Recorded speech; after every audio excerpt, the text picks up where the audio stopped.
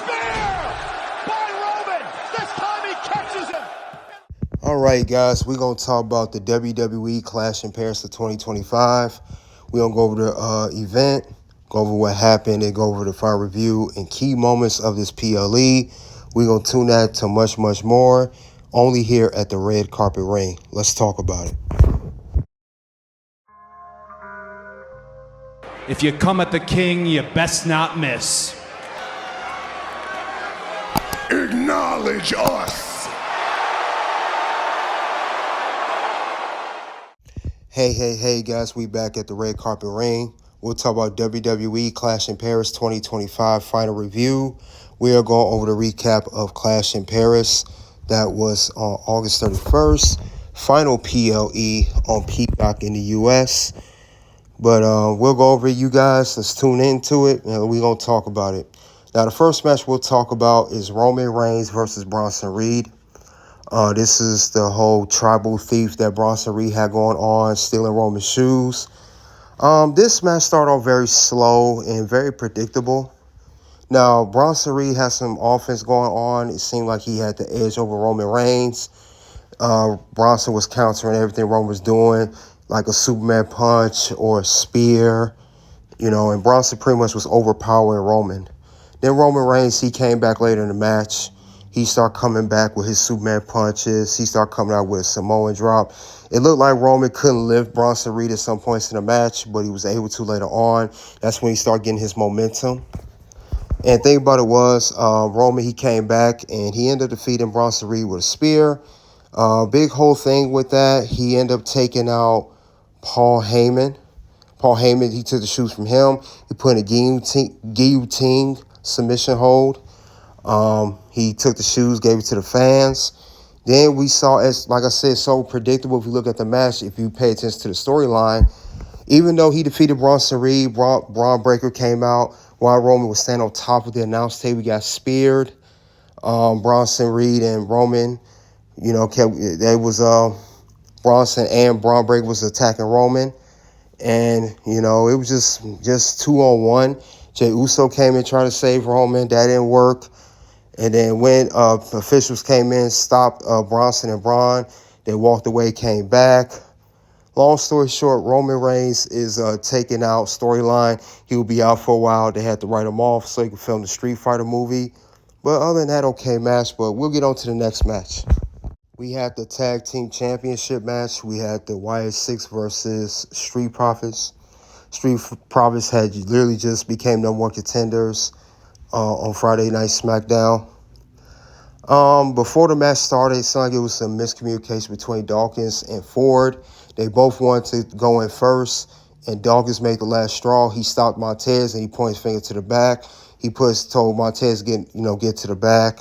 So it seemed like they're teasing a split between these two, and it happened at the last SmackDown too. Montez has just been very quiet when they had the backstage segments. Meanwhile, Street Profits did everything they could in the match. YS6, they just strength in numbers are there for a reason. We saw Nikki Cross grab Montez's legs as he was trying to get back in the ring. And we also saw Bo Dallas or Uncle Howdy gave his sister Abigail to Montez outside the ring.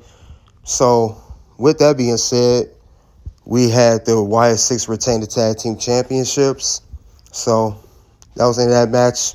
Not a bad match, okay. Then next up, we had the Women's Intercontinental Championship match. Becky Lynch defended the championship against Nikki Bella. This is the first singles match of Nikki Bella that she had since she returned to WWE. This match was terrible, I'll be honest. It was botches in this match. Like, Nikki Bella was trying to do a disaster kick, and she was nowhere near Becky Lynch, and it just looked real sloppy. I did not like this match at all. It's probably my least favorite match of all matches of the night. The only good thing I will say with this match that the finish was fine. I agree with who won the match, and that was Becky Lynch retaining the Women's Intercontinental Championship. So that was good. She won by a crucifix type of pin. But other than that, I didn't really care for this match too much. So, and I think other people on social media have been talking about it as well. So, not my most favorite match on the card. Let's get on to the next match. Next match, we had one-on-one Logan Paul versus the GOAT John Cena. This was actually a much, much better match than most matches on the card. Now, I know this match people are talking about social media. Logan Paul went to do the lariat buckshot clothesline, and Cena was way far away, and there was not enough space. That I agree. That spot shouldn't have happened. But if you take that away, the match was amazing. It's a lot of near falls. Cena, I thought hit a little bit too many AAs. But at the end, John Cena put out a lot of moves, and he was able to defeat Logan Paul. 1, 2, 3. John Cena defeats Logan Paul. Now, next match we got here, we had a Donnie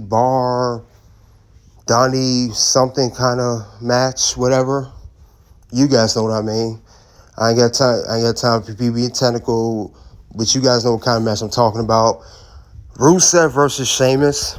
Now, this has been going on for the past month. They had 2 prior matches on Monday Night Raw. One each man winning getting a victory. But this was a very good match. This match could have went either way. Rusev could have won. Sheamus could have won.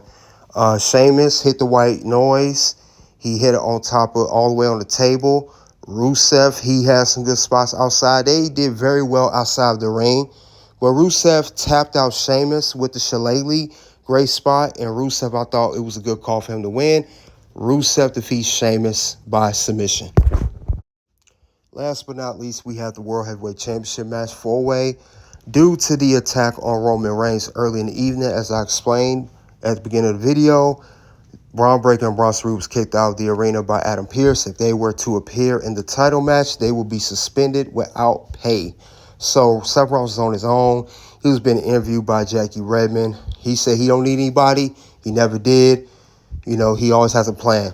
Meanwhile, Seth Rollins they was working on Seth Rollins. LA Knight, CM Punk, Jey Uso all took turns on him. Now, meanwhile, at one point, Jey Uso was not trying to work with LA and CM Punk. They said get the tables, put, Seth through the table, and Jey just super kicked CM Punk. As CM Punk super kicked Jey as well from Monday Night Raw the prior week.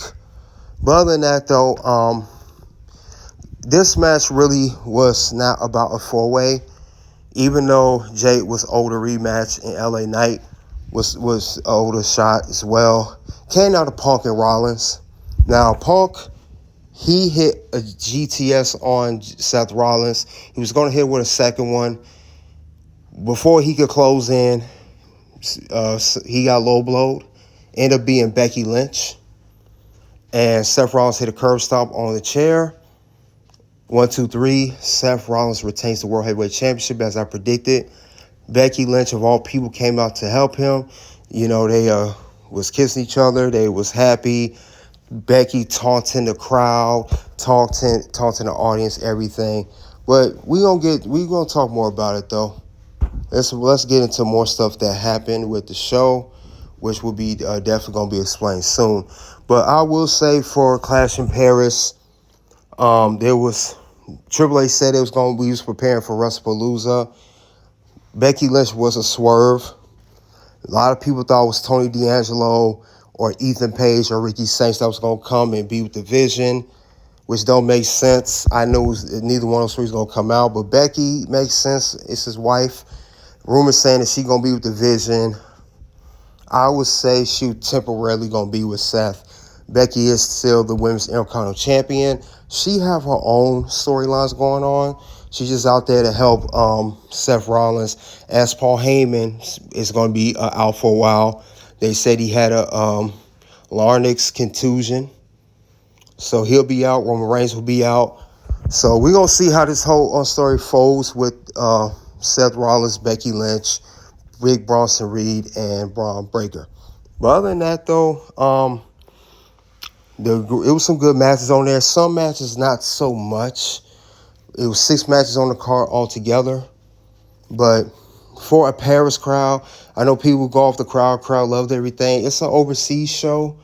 But I will say, as a whole, I'll get my rating on the show very, very soon. And then, which we will get into right now. We're going to go over the key moments of the whole show as a whole and see what happened or what's going to happen later. Now, we do have WrestlePalooza in the next couple weeks. So the storylines is going on right now. It will more likely carry over to WrestlePalooza. If not WrestlePalooza for some of these stories, if not on that card, it will be Monday Night Raw or Friday Night SmackDown, depending what show it is. But with that, let's get on. Let's see what's going to happen next. I will say, next thing we see, we know that Roman Reigns is going to be out for a certain amount of time. So when he does come back, he's going to feud with Braun Breaker. They're going to start that story since he defeated Bronson Reed. And I think with Jey Uso, don't be surprised Jey Uso turns on Roman Reigns. I'm just saying. Seems like Jey's turning heelish. Also, Seth Rollins retained the World Heavyweight title. First title defense since winning at SummerSlam. Very good. But this Seth Rollins, CM Punk, and Becky Lynch added to the mix, possibly another female tag team partner, not AJ Lee. It's going to be interesting how the story going to go. But this story for Seth and Punk is far, and I mean far from over. Another thing I will add to, Cena. We saw a lot of moves by John Cena that he normally don't do. He did the Styles Clash by AJ Styles. He did the End of Days by Baron Corbin. Now, they're teasing saying that John Cena may face AJ Styles at the next PLE WrestlePalooza. But they also said that Cena are all doing the moves of these other people he wrestled because he may not get a chance to wrestle them. That's his way of honoring them before he retires. But let me go into my review of Clash in Paris 2025. I give it a 3.5 out of 5. It was not a horrible show like some people are saying. It was a solid show. Some matches, like I said, I did not like. But overall, the show closed out fine with the World Heavyweight title main event. Still closed out well. But you guys let me know what you think of WWE Clash in Paris 2025 final predictions, the final review, and click the link below to the next video. Until then, guys, you already know what it is at this point. It's OUT.